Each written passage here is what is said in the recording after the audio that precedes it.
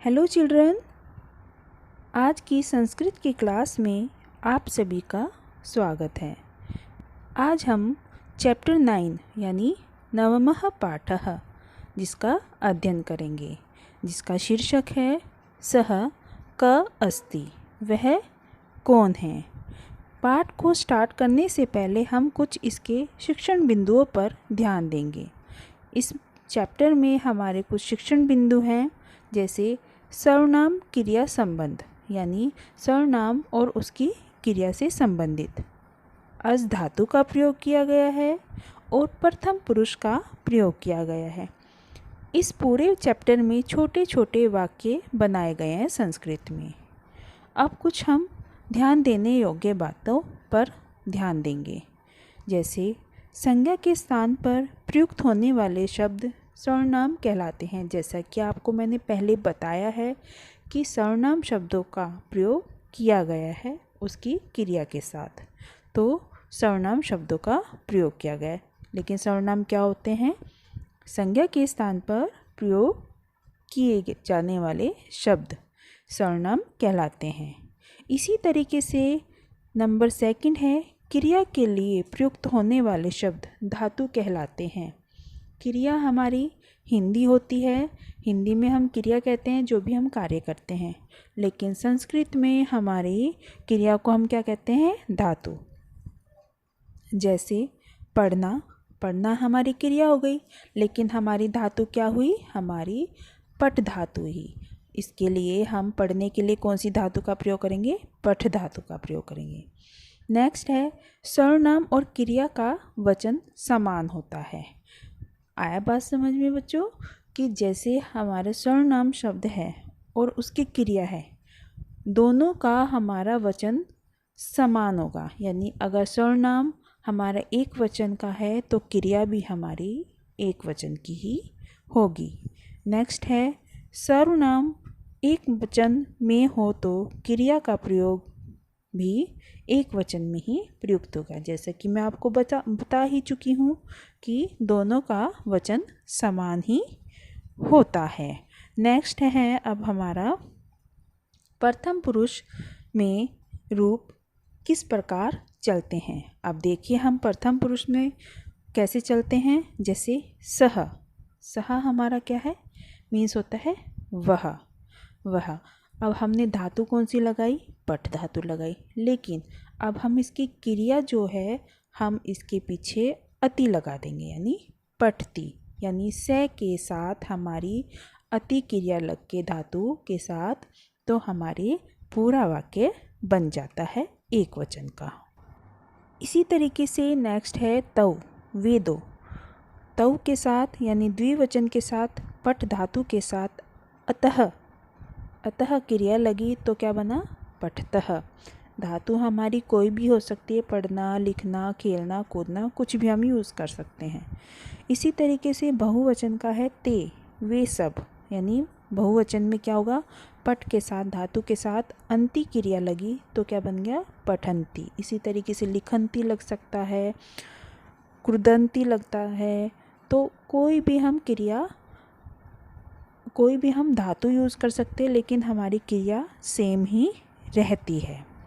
अब देखिए एक वचन के रूप हमारे तीनों लिंगों में, जैसे पुल्लिंग, स्त्रीलिंग और नपुंसकलिंग। पुल्लिंग, सः छात्रः अस्ति। स मीन्स वह, वह छात्र है। अस धातु हमारी है के लिए चलती है। और स्त्रीलिंग में हम क्या लिखेंगे? सा छात्रा अस्ति, वह छात्रा है। नपुंसकलिंग में तत् जलम अस्ति, तत् मीन्स वह जल है। अब छात्र क्या है? स छात्रः पठति, वह छात्र पढ़ता है। अब इसमें हमारा क्वेश्चन भी बन रहा है, छात्रः किम करोति, तो छात्र क्या करता है? छात्रः पठति। इसी तरीके से छात्रा किम लिखति या छात्रः किम करोति, छात्रः लिखति, छात्रा लिखती है। आगे है तत् जलम वहति, यानी वह जल बहता है।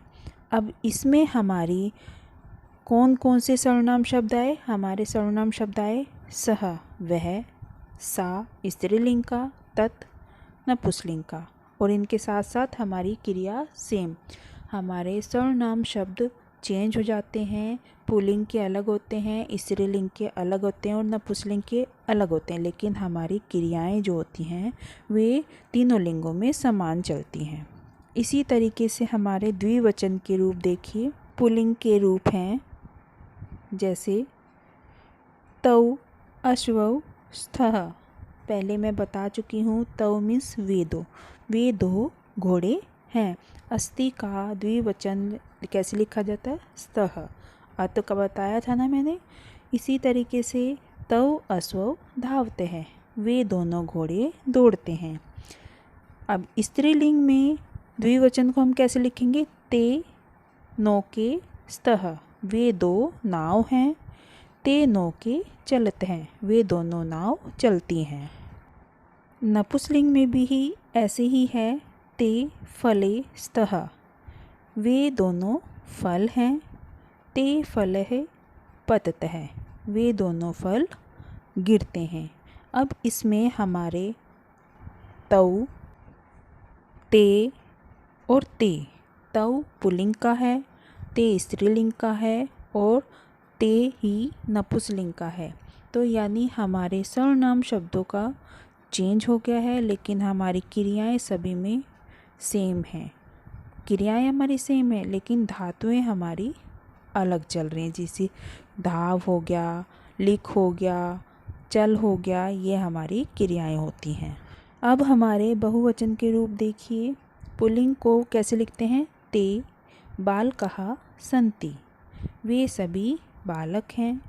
ते बालकः खेलन्ति, वे सभी बालक खेलते हैं। लेकिन स्त्रीलिंग में बहुवचन का रूप कैसे लिखेंगे?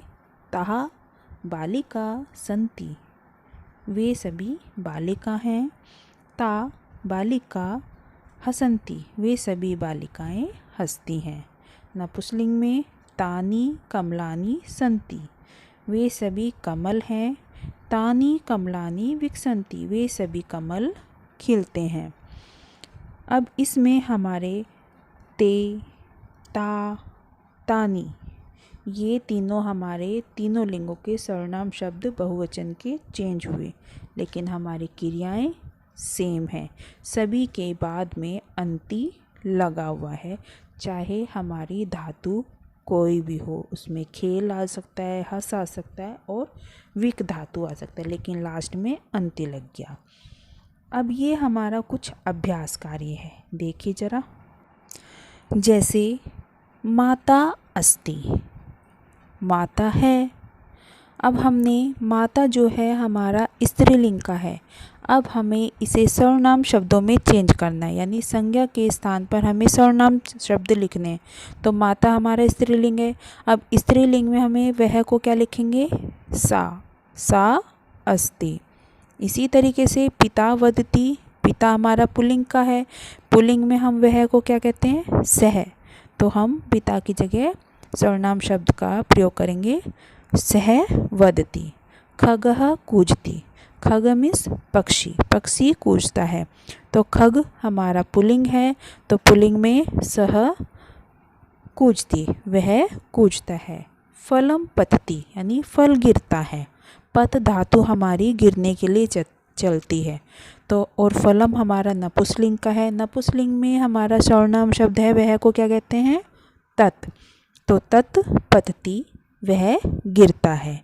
तो बच्चों, आज आपने सर्वनाम शब्दों के साथ क्रिया का प्रयोग करना सीखा।